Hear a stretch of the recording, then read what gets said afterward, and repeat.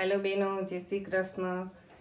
आज 11 है तो आज આપણે 11 બનાવશું સાબુદાણાની ખીર। એના માટે મેં આટલા સાબુદાણા લીધા છે તો આપણે પહેલા એને પાણીમાં ધોઈ નાખીએ।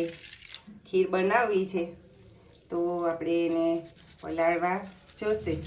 1 કલાક જેવું આપણે પલાળી રાખશું અને પછી આપણે ગરમ દૂધમાં ઉકાળશું।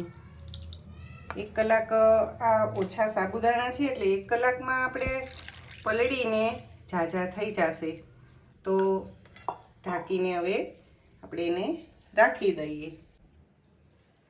1 કલાક થઈ ગઈ છે અને સાબુદાણા જોઈ લઈએ સરસ મજાના પલળી ગયા છે।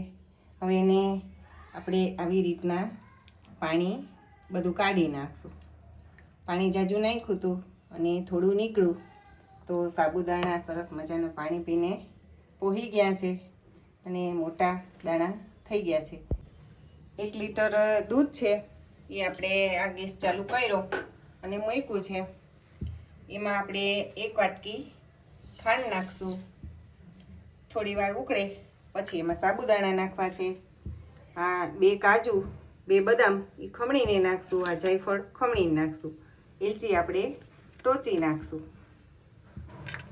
દૂધ ઉકળી ગયું છે અને હવે આપણે એમાં સાબુદાણા એડ કરી દઈએ।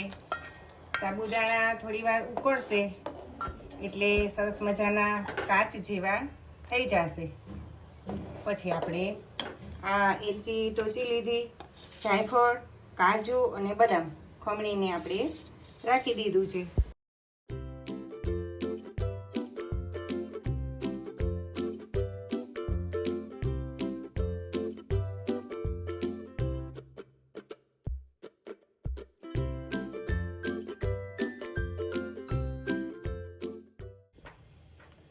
સાબુદાણા સરસ મજાના પારદર્શક ને કાચ જેવા ચોખ્ખા થઈ ગયા છે, પાણી કલરના।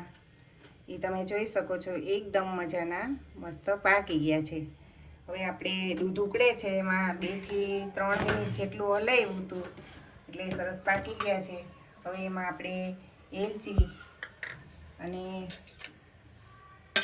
જાયફળ, કાજુ બદામ એડ કરી દઈએ અને હવે હું તમને સર્વ કરીને બતાવીશ। તૈયાર છે આપણે સાબુદાણાની ફરાળી ખીર। આ રીતે તમે જરૂર ટ્રાય કરીને બનાવજો।